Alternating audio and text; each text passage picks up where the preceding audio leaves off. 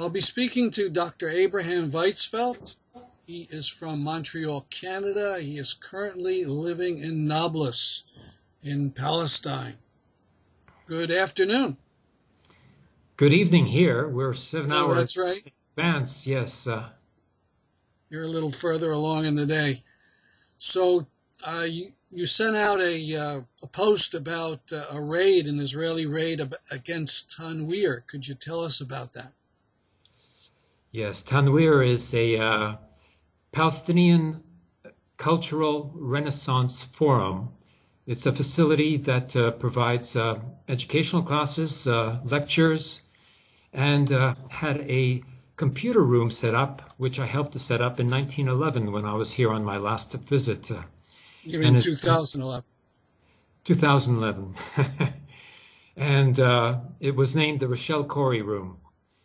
And 3 weeks ago, the Israel soldiers came at 1 o'clock in the morning, broke the door open. You know, the metal doors here, are incredible, but they broke open the metal door nonetheless, and went in and systematically removed the hard drives of each and every computer. There was 8 computers in the Rochelle Corey Room, a public facility for young people to come and use the computer, as well as the main computer in the office, and removed a server computer in its entirety, stole a 1 terabyte, flash drive, and took a laptop as well. And this is evidently with the intention of shutting down the communication center that we set up, which it has temporarily, but now we're in the process of rebuilding it. And so I had sent out the press release indicating that the facility had been attacked and that we were asking for donations to help rebuild the computers. So that's where we're at right now. This isn't like the U.S. There's no search warrant. Do they explain, or they just go in and take? Oh, search warrant. I hadn't even thought of that. Here it's military rule, even though we're in the municipality of Nablus, which is the largest city in occupied Palestine here in the West Bank. And it's supposed to be an autonomous region under the authority of the Palestine Authority, under the Oslo Agreement of 1993. But the military come here at nighttime and do all sorts of things. So, first of all, they conduct tours for settlers to go to Jacob's tomb. Then they also come at nighttime to arrest people at their homes that they consider to be troublesome. And now they even have gone after, the computer room and attacked computers. So there is something happening, with this Netanyahu government, which is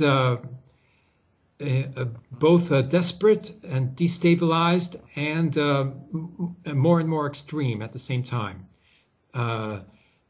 This has preceded actually the current confrontations that began October the 1st, and now has resulted in an attack on the communications center, as well as the daily executions and killings of demonstrators, and some people who have attacked soldiers are being executed extrajudicially, and also people who are suspected of possibly being a danger to soldiers. There's a man who I wrote an article about that was killed at the entranceway to the city at the Hawara checkpoint, whose name was Meyer Zabi. Meyer Jabi is his name, and he is a businessman who travels, to get goods, etc. And he was returning from a trip, and he, I understand, went to bypass the long lineup of cars, because he's supposed to have been known by the checkpoint to be a businessman who travels often. But this time, because he was bypassing the other cars that were waiting in line, he was targeted by a soldier in the watchtower and shot in the head 4 times. A 56-year-old man with 4 children. Now, in your press release, you talk about Tanweer having an internet radio program that had a lot of listeners. Can you talk about that? Yes. Since September the 1st, there was an Italian volunteer who works with a community radio station, internet radio station in Italy, which opened up a program for the Tanweer Nablus radio to give weekly reports on what is happening in Nablus and the reaction of the Nablusi people here to the events happening in Palestine as a whole. Now, this radio station was becoming very popular in Europe and even in the United States, having 500,000 listeners since that starting date of September the 1st. And that radio program has been shut down as a result of the computers having been shut down. I've been working to reestablish a communications network for a YouTube video streaming program from Nablus here on a regular basis.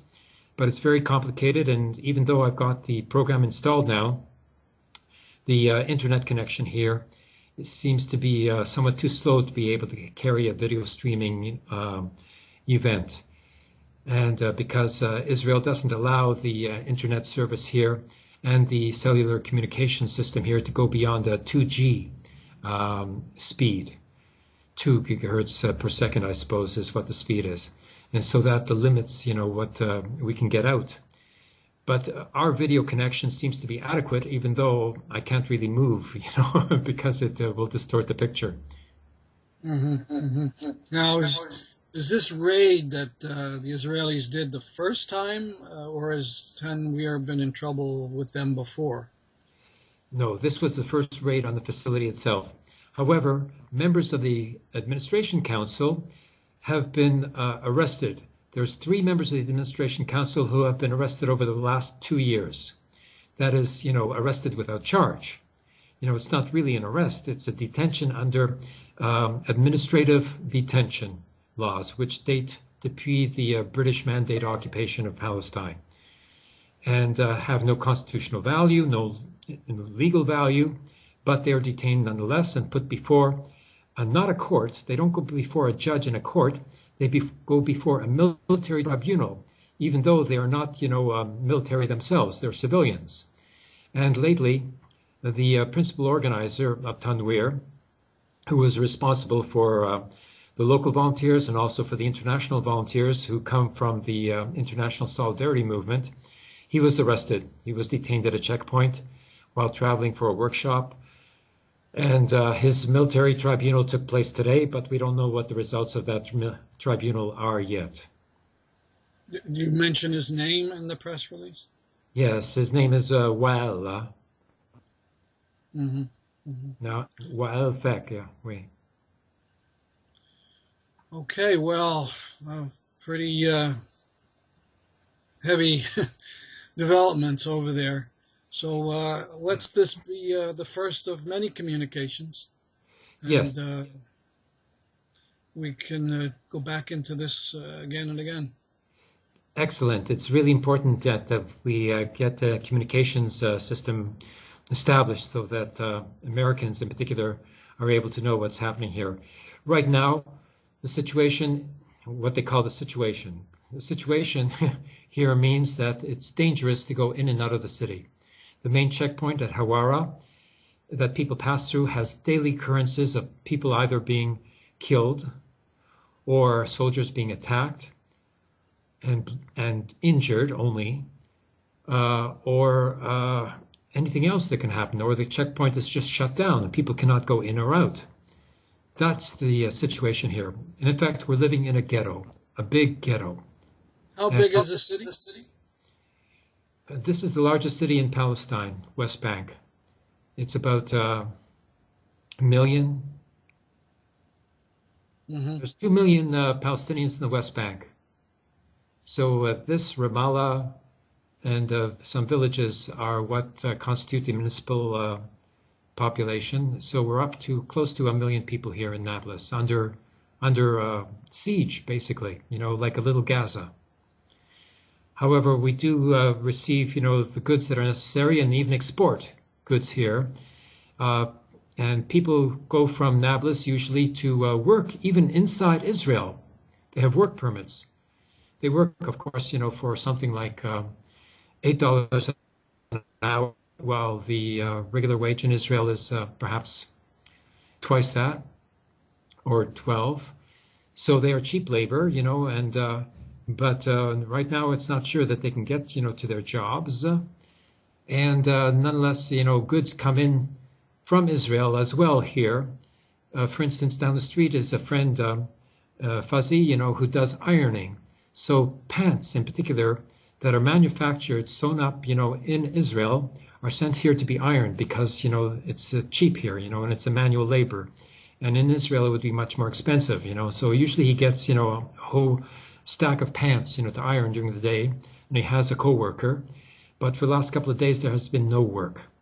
So something's happening, and it's not good. And there's a fear that, this government will move further to the right, even though they just lost a cabinet minister, and they don't even have a majority in the Knesset anymore.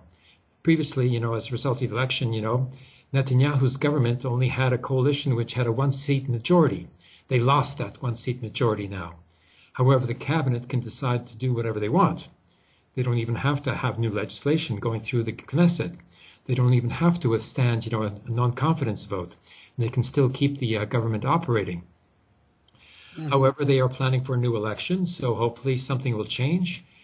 And that the Israeli voters will not go further to the right, but rather, recognize that the what's called the Zionist list will, consider a tactical coalition, with a joint list, of the Palestinian parties, and therefore achieve a new majority, which will be able to enter into serious negotiations with the Palestine Authority again.